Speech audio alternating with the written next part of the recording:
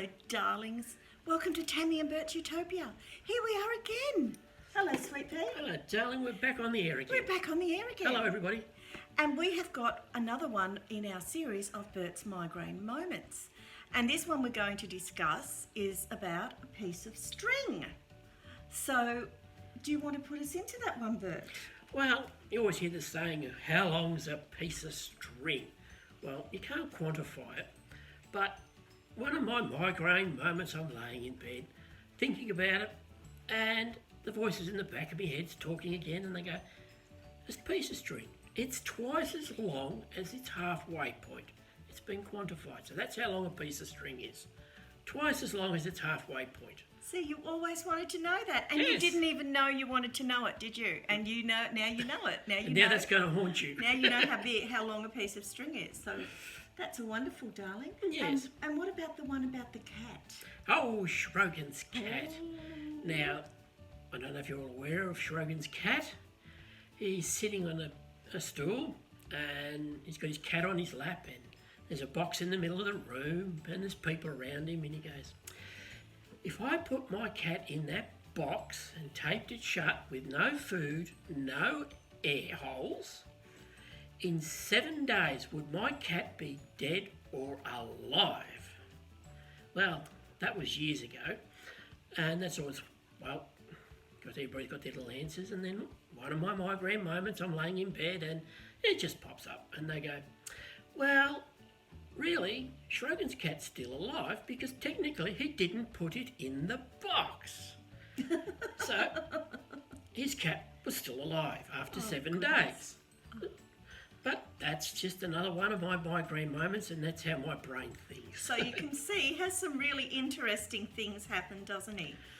Just different out of the box sort of things. Yeah. And how's your week been? Our week's been really good. We yes, well, my birthday, Mother's Day went really well. It was wonderful having the kids here. We just loved every moment of it. And that's a week ago. So it's Saturday today, and it's a whole week since we've had them here, and I'm starting to feel children withdrawal. I need to do a drop-in visit, so that will be coming up very shortly, I'm sure. So Bert doesn't only have migraine moments.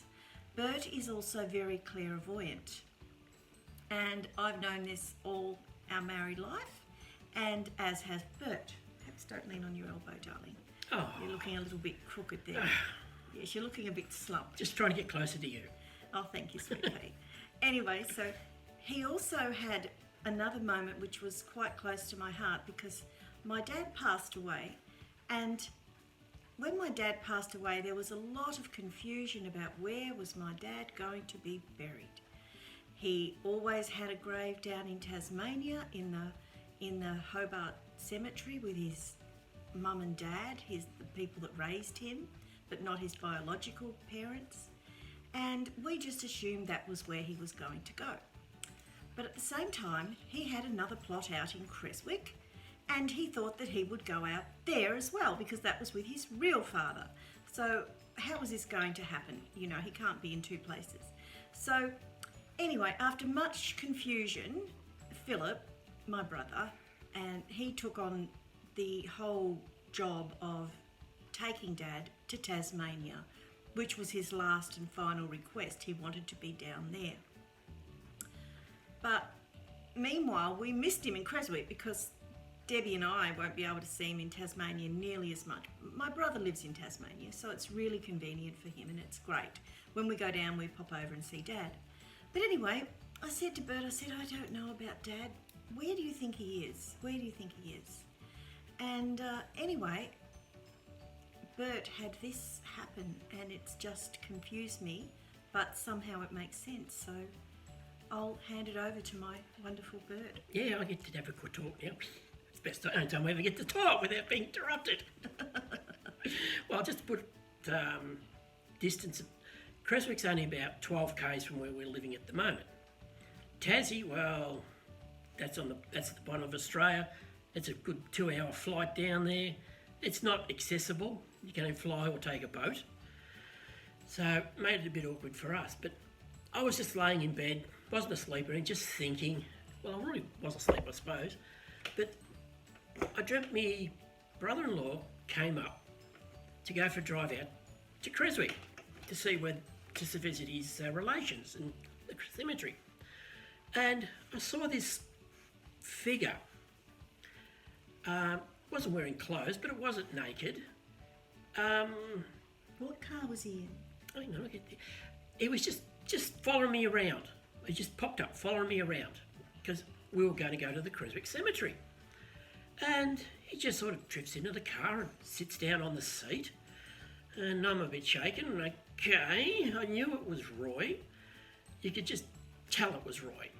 There wasn't, well, his clothes or anything. You could just tell by his mannerisms. And I said, fair enough. So we chuff out to Creswick. We get out of the car. Roy gets out of the car. He doesn't walk. He just drifts along. And then we get into the cemetery, and he goes in front of us and stands on one of his relations' graves, and he sort of looks at us, and the background just opened up behind him, and there was not stars or fireworks or whatever, but it was just such a pretty colours, just intermingled and crystal clear. And even when they crossed over, you could see one and another. They didn't change colour.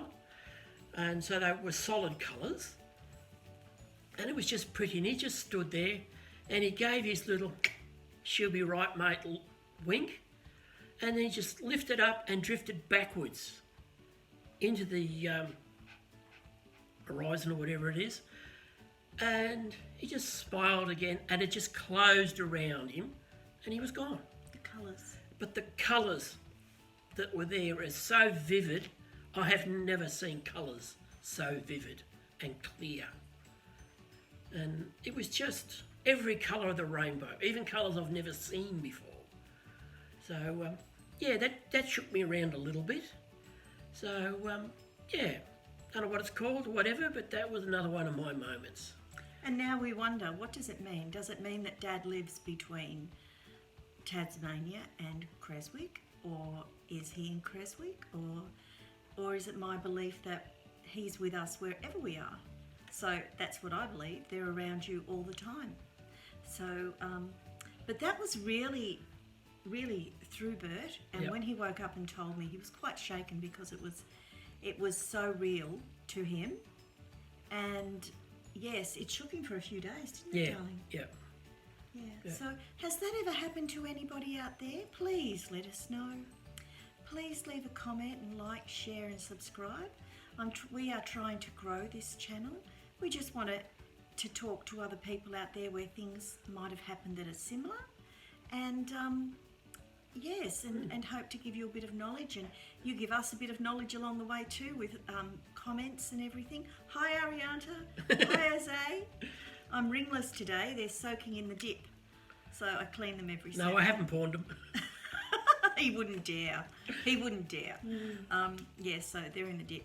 And yeah, so I hope wherever you are in the world that you're happy and healthy and you've had a good week. We've had a reasonable week, haven't we? Yes, and yes. It just drifts away. One day falls into another day, pretty much the same for us. So that's about all of Bert's Migraine Moments for today. We've got a couple more coming up. It's probably going to be a three episode series, and he'll dissolve a bit more knowledge later on, won't you? Yeah. I had a wonderful moment this week. I got a letter from the palace. Oh yes, and I will be putting a little trailer up about my letter from the palace very, very soon. So thank you very much. God bless, take care, and stay happy and stay healthy. Bye. Bye.